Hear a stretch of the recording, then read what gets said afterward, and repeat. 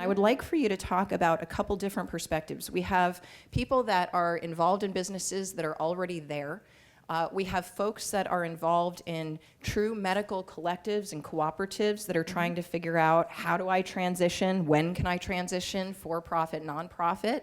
And there are folks that are trying to get into the industry that just want to know, do I have a shot? What do I do right now today to have a chance at the future? Sure. No pressure. McPherson specifically says there shall be no activity under this chapter, really, under the law, until you have that local license and a state permit.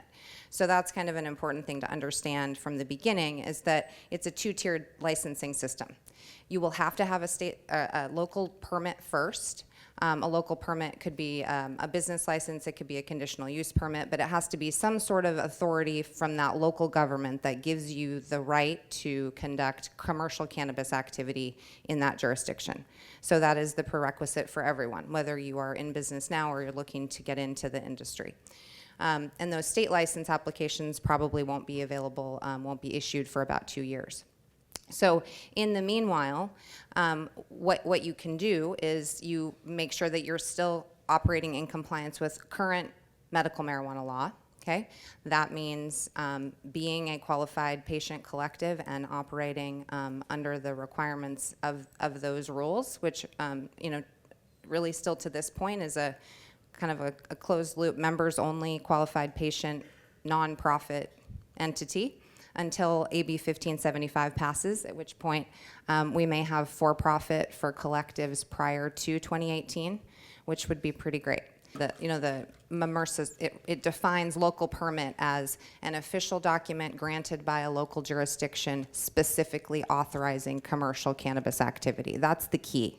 Because you can get a business tax certificate. There are jurisdictions that are happy to take your tax dollars right now, but that's not going to authorize you for the state license later.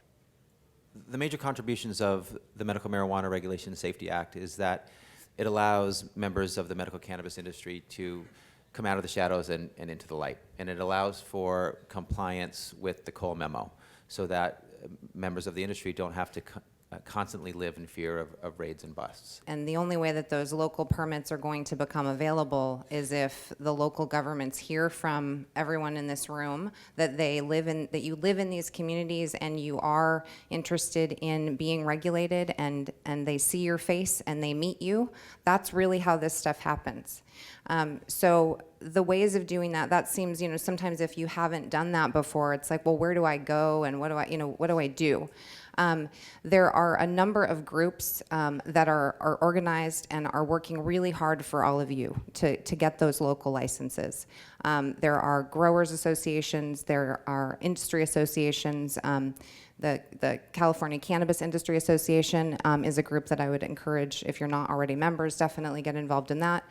California Growers Association has been boots on the ground in really across the state for months, educating growers, farmers in those areas about how these regulations are going to apply to them. So get involved in those groups because it's a good way to stay informed about how things are changing, and they change every single day. I mean, it is a full-time job right now keeping up on what's happening on a local level. We have over 500 cities and counties in California, and they're all looking at this right now.